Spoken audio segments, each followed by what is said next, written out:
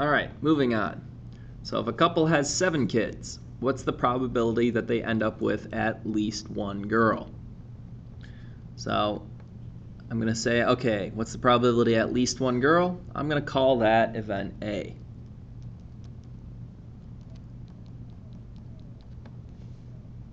So I want to find the probability of A, the probability of at least one girl.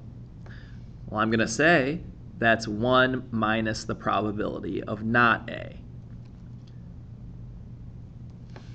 So, same formula as before. Now, not A, not having at least one girl. That's the same thing as the probability of having all boys. So the complement of at least one girl is no girls, or in other words, all boys. So to find the probability of at least one girl, we could do the 1 minus the probability of all boys. So we want 1 minus the probability of boy, followed by boy, followed by boy, followed by boy, followed by boy, followed by boy, followed by boy. So you want the probability of getting a boy 7 boys in a row. B, B, B, B, B, B, B. Okay, well these are independent events. It doesn't matter what happens on your first kid. There's still a 1/2 probability of getting a boy for your second kid. And neither of those things matters when you're having your third kid. There's still a 1/2 chance of getting a boy. So if you want the probability of getting 7 boys in a row, you would just multiply 1/2 times 1/2 times 1/2 times 1/2 times 1/2 times 1/2 times 1/2. So in other words, that's 1 minus 1/2 to the 7th power. If you want to type that in on your calculator, so hit on, you can do 1 minus parentheses 1 divided by 2, 1/2 to the 7th. Now to do 7th power, you can hit the caret button here, followed by 7.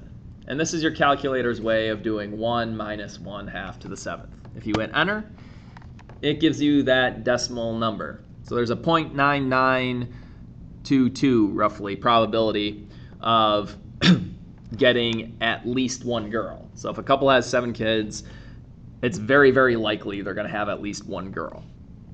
If you want that as a fraction, you could hit the math button here, and then select fraction, option 1, and hit enter. Take you to the home screen, hit enter, and there you go. Your calculator gives your answer as a fraction. Now I really don't care. You can give your answer as a fraction, you can give your answer as a decimal, doesn't matter.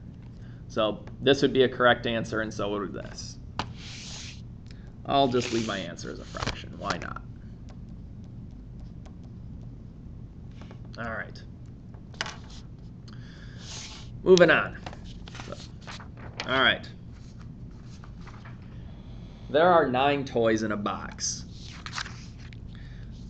There are 3 defective toys in the box and 6 good toys. Sally and Bob are inspecting the toys. Bob draws a toy from the box, and then Sally draws a toy from the box. They inspect the toys together. So I ask, well, what's the probability that they both get defective toys?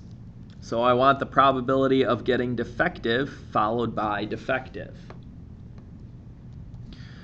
Well, when Bob draws, there are 9 total toys. 3 of them are defective.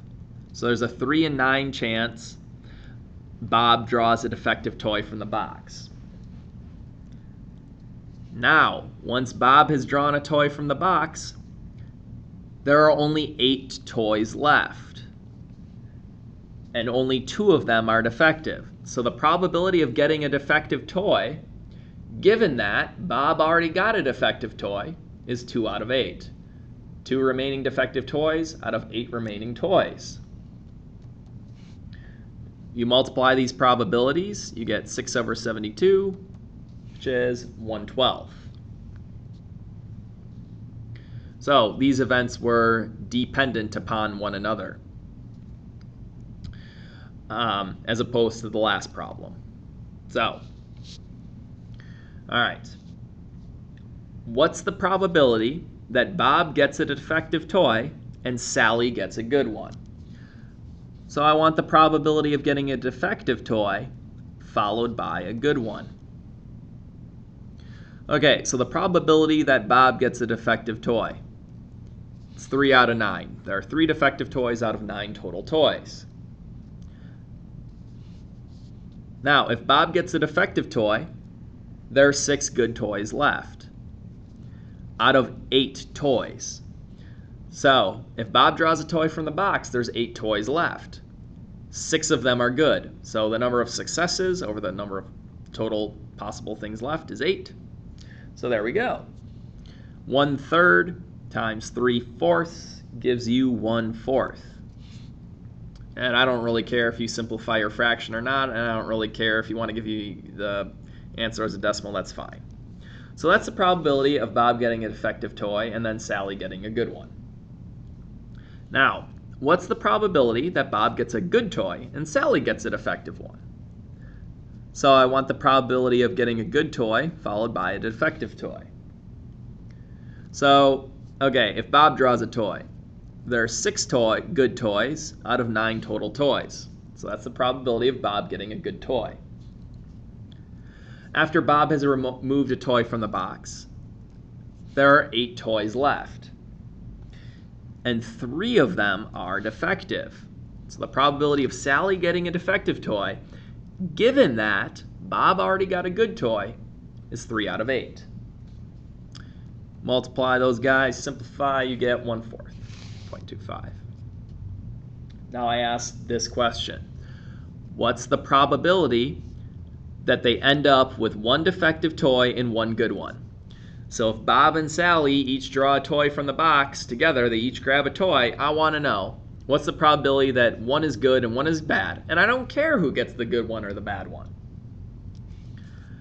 There are 2 ways.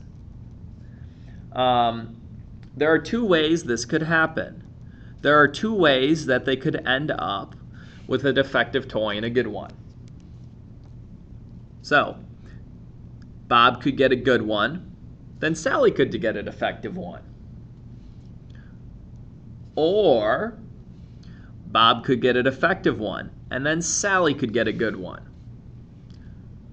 So, there are 2 ways that this event could happen. So we want to find the probability of good then defective, and we want to find the probability of defective then good. And now we're going to add them together. So these things are disjoint. It's not possible to have both good defective and defective good at the same time. Either this is going to happen or that's going to happen. There's no way for these 2 things to happen at once. Good defective, defective good, those are 2 completely different things. They can't happen at the same time. So we can just add probabilities. We want to do the probability of good defective plus the probability of defective good.